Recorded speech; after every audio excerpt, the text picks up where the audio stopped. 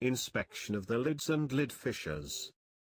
If the two lid fissures are different in width, the possibility of ptosis or pseudoptosis of the upper lid must be considered. The epicanthus may create the appearance of esotropia or pseudostrabismus. Mongoloid and anti-mongoloid lid fissures are occasionally observed in patients with the A and V patterns of strabismus. The best means of estimating the relative position of the eyes is to have the patient fixate a penlight. If reflected images from the two corneas appear centered, one can assume that the eyes are properly aligned. Unusually narrow interpupillary distance may create the impression that an esotropia is present, while large interpupillary distance may create the impression that an exotropia is present. Facial asymmetries also may create the impression that a hypertropia is present. An angle kappa is caused by failure of the pupillary and visual axes of the eye to coincide. The angle kappa is formed at the intersection of these two axes at the center of the pupil.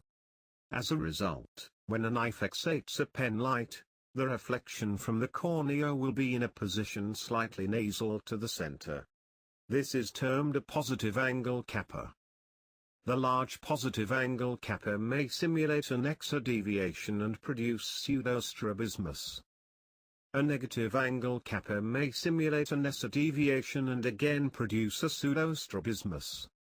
In cases of retinopathy of prematurity, toxocara canis retinitis, or congenital retinal folds, the ectopia of the macula is accompanied by a positive angle kappa.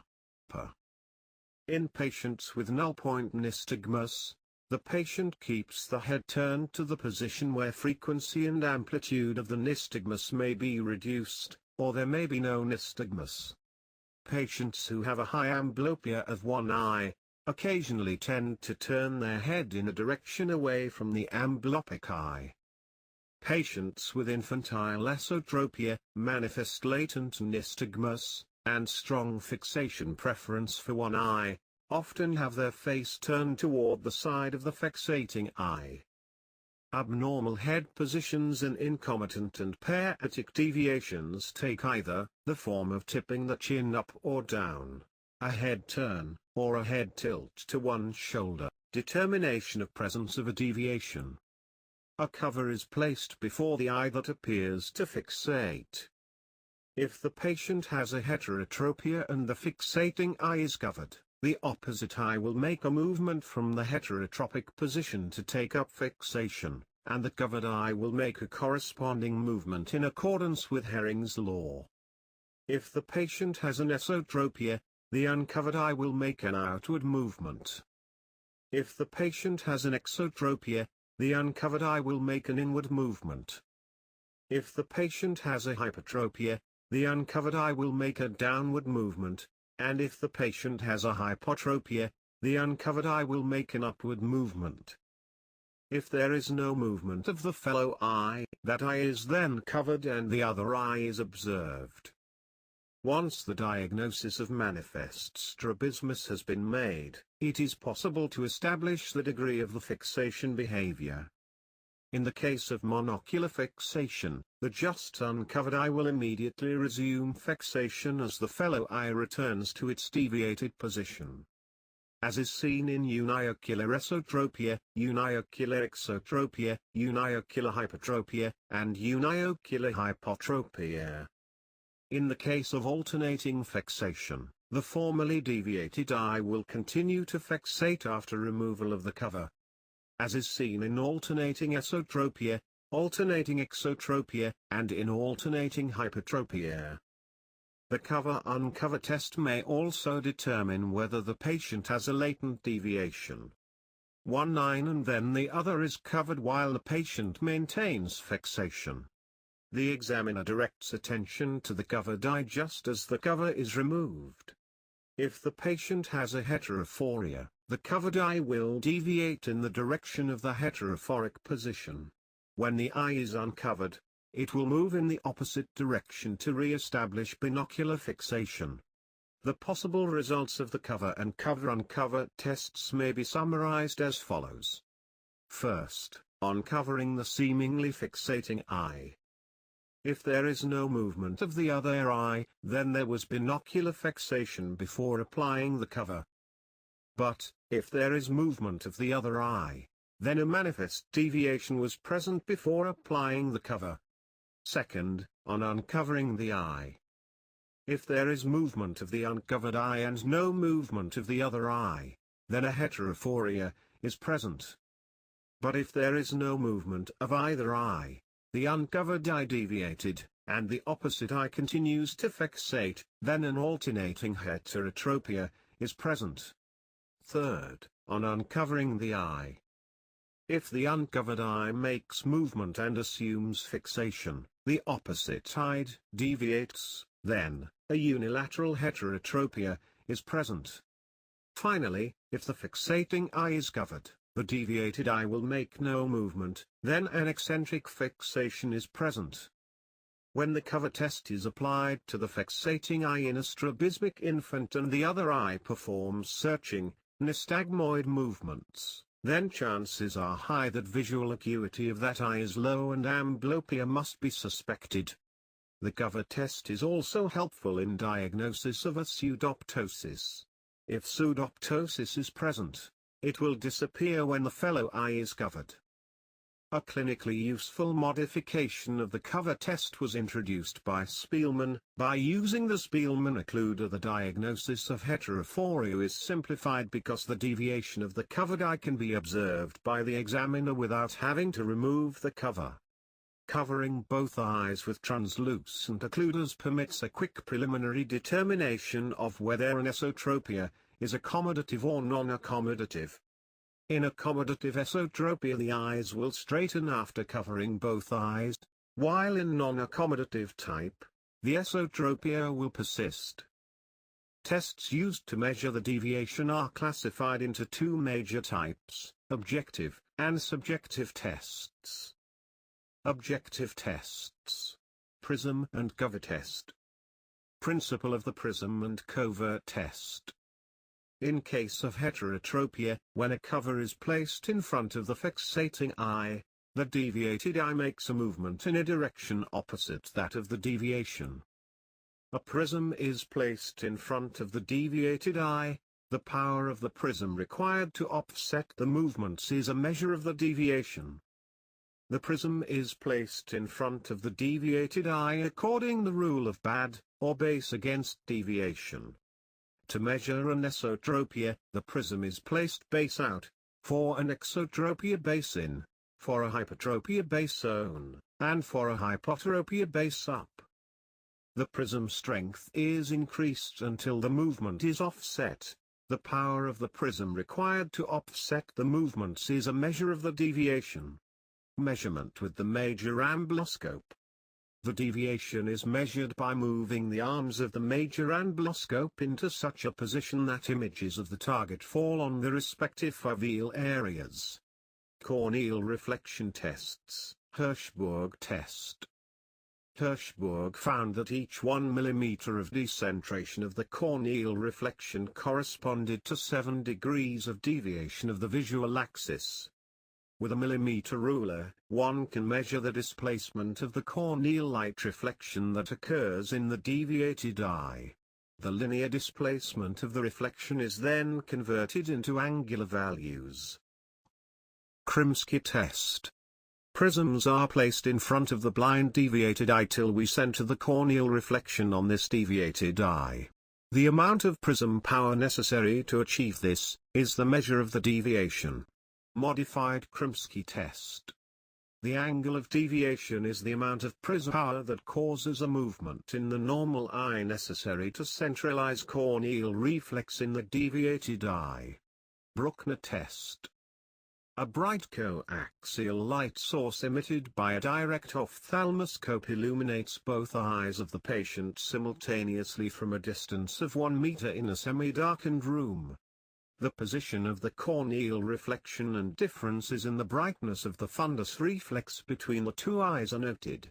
In the presence of strabismus, the reflex of the fixating eye is darker than in the deviated eye. Ophthalmoscopy and fundus photography. Indirect ophthalmoscopy and fundus photography are useful auxiliary methods to diagnose and measure the amount of cyclotropia. Subjective tests, Diplopia tests. The principle of Diplopia tests is to dissociate between the two visual fields by different methods, as to place a red glass is in front of one eye, and a green glass in front of the other eye. The dissociation between the two visual fields will differentiate the two visual images. In case of orthotropia, the two visual images will be superimposed. But in case of heterophoria or heterotropia, the two visual images will be seen double.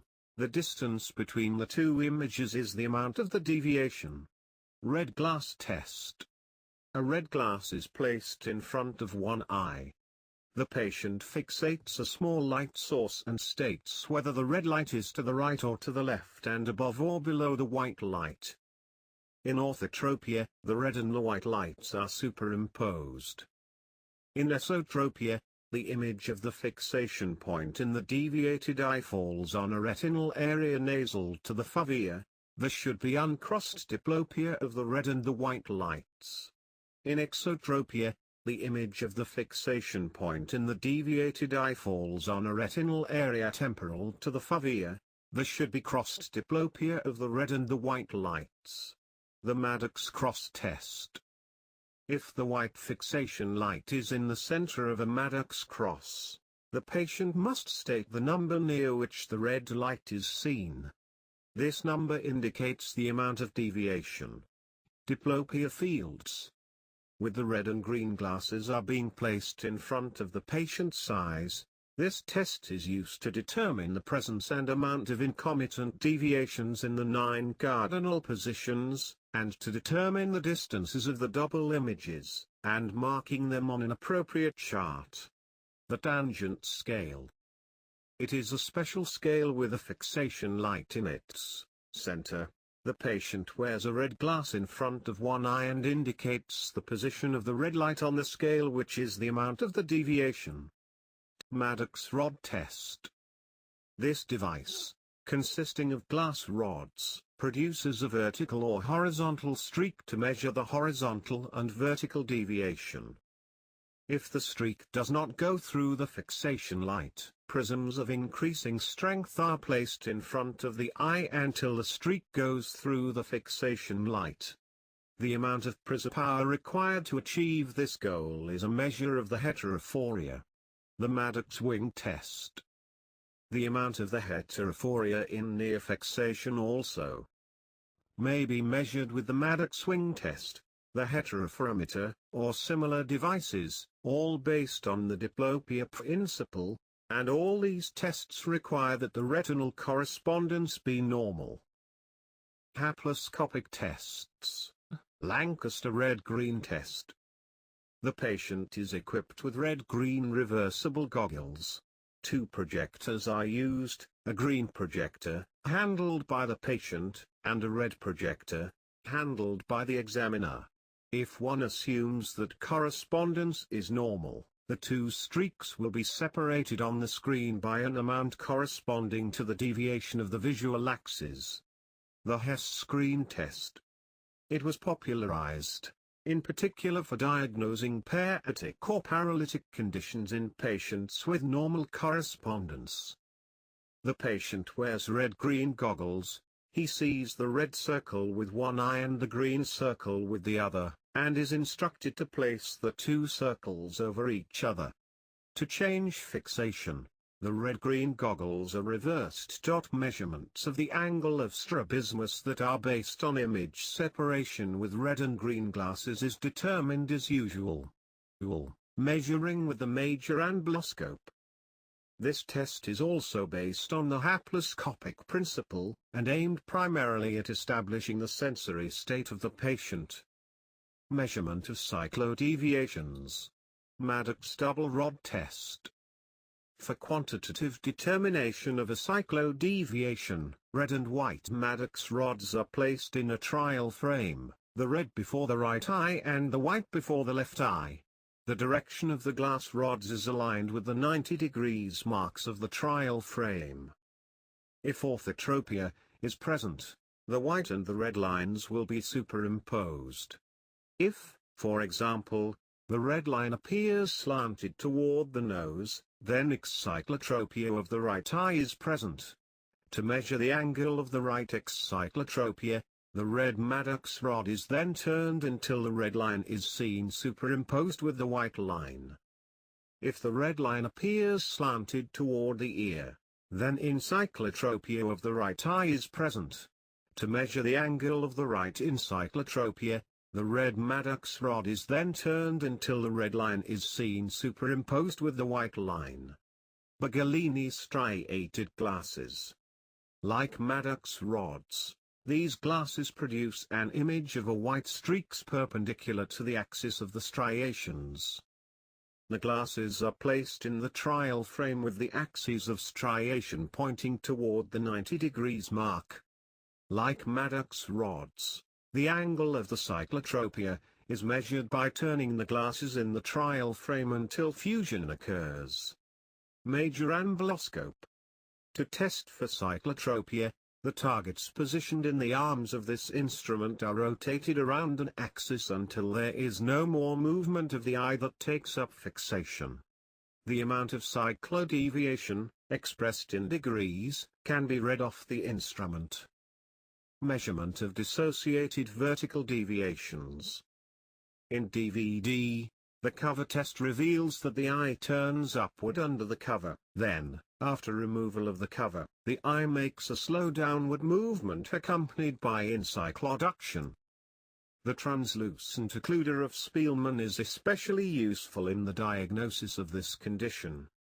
Vergences observation of the movements of the two eyes in the 9 cardinal directions by having the patient follows a fixation target. Ductions is done by covering one eye and observation of the movements of the other eye in the 9 cardinal directions by having the patient follows a fixation target.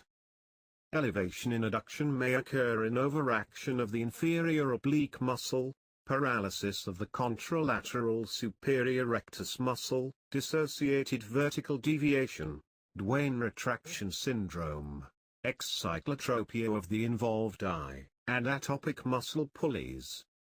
Depression of the adducted eye may occur in overaction of the superior oblique muscles, paralysis of the contralateral inferior rectus muscle, atopic muscle pulleys, and Duane retraction syndrome. Measurement of Vergences with prisms.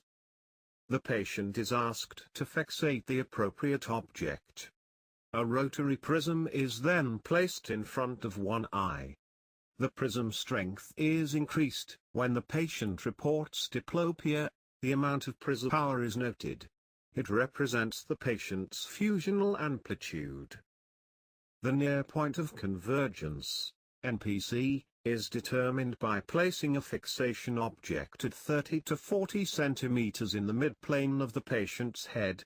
The patient is then asked to maintain fixation on the object. The object is then moved toward the eyes until one of the eyes loses fixation and turns out. The distance at which this occurs is the NPC. After bringing the fixation object into reading distance, ask the patient to maintain convergence after the fixation object is removed. Some patients are able to keep their eyes converged in the absence of a fixation object.